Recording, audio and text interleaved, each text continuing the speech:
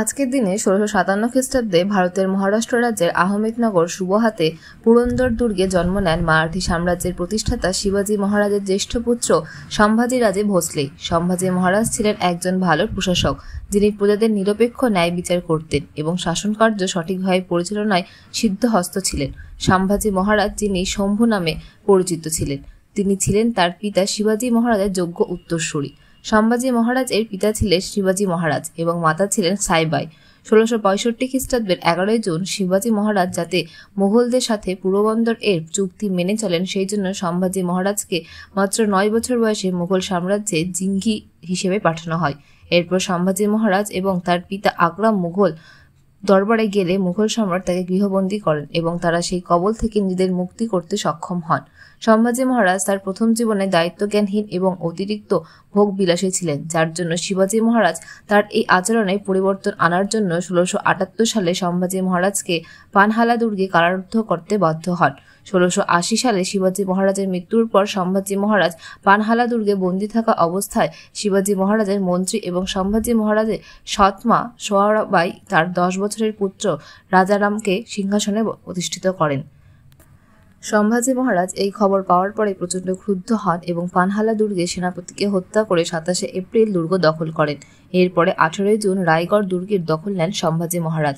১৬৮০ সালের ২০ জুলাই আনুষ্ঠানিকভাবে সিংহাসন আরোহণ করেন সম্ভাজি মহারাজ এবং তার বিরুদ্ধে ষড়যন্ত্র করার অপরাধে মন্ত্রীসহ রাজারাম ও তার মাকে বন্দী করা হয়।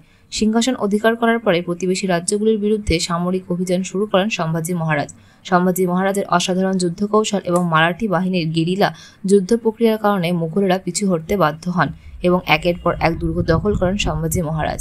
তার রাজত্বকালে মহারাষ্ট্রে তীব্র খারাপ পরিস্থিতি দেখা যায়। সেই সময় তা মোকাবিলা করার জন্য বিভিন্ন প্রশাসনিক পদক্ষেপ নিয়েছিলেন সম্ভাজি মহারাজ। তিনি কৃষকদের শস্য বীজ, কর ছাড়, কৃষিকাজের জন্য বলদ এবং কৃষি সরঞ্জাম সরবরাহ করে আন্তরিকতার পরিচয় দিয়েছিলেন। সম্ভাজি মহারাজ মারাঠা রাজ্যে কৃষিকাজ বৃদ্ধির জন্য চেষ্টা করেছিলেন। তার রাজত্বকালে কৃষিকাজ হয়ে উঠেছিল মারাঠা অর্থনীতির মেরুদণ্ড। সম্ভাজি মহারাজ ও তার সভাসদরা পণ্ডিতদের জমি, শস্য এবং অর্থ প্রদানের মাধ্যমে শিক্ষাকে সম্মান প্রদান এবং মানুষের মধ্যে শিক্ষা প্রচারের জন্য উৎসাহিত করতেন। সম্ভাজি ছিলেন পরিশীলিত, শিক্ষিত এবং মারাঠি, সংস্কৃত ও হিন্দুস্তানি ভাষায় পারদর্শী। তিনি মারাঠা আইনশাস্ত্রের উপর দণ্ডনীতি রচনা করেছিলেন। সম্ভাজি মহারাজ তার জীবদ্দশায় বেশ কয়েকটি বই রচনা করেছিলেন, যার মধ্যে উল্লেখযোগ্য হল সংস্কৃতে বুধভূষণম, হিন্দুস্তানি ভাষায় নায়িকাভেদ, সাতশতকম, নখশিকা প্রভৃতি। তরুণ মারাঠা সাম্রাজ্যের রক্ষণাবেক্ষণে তার ভূমিকা ছিল অনস্বীকার্য, তাই ধর্মবীর হিসেবে বিবেচনা করা হয়েছে সম্ভাজি মহারাজকে। সম্ভাজি মহারাজকে হিন্দবী স্বরাজ্য এর প্রতীক হিসেবে দেখা হয়। ১৬৮৯ সালের ১১ মার্চ পুনের কাছে ভীম নদীর তীরে মুঘল সেনাদের কাছে বন্দী সম্ভাজি মহারাজকে শিরচ্ছেদ করা হয় এবং মৃত্যু ঘটে এক বীর মারাঠা যোদ্ধার।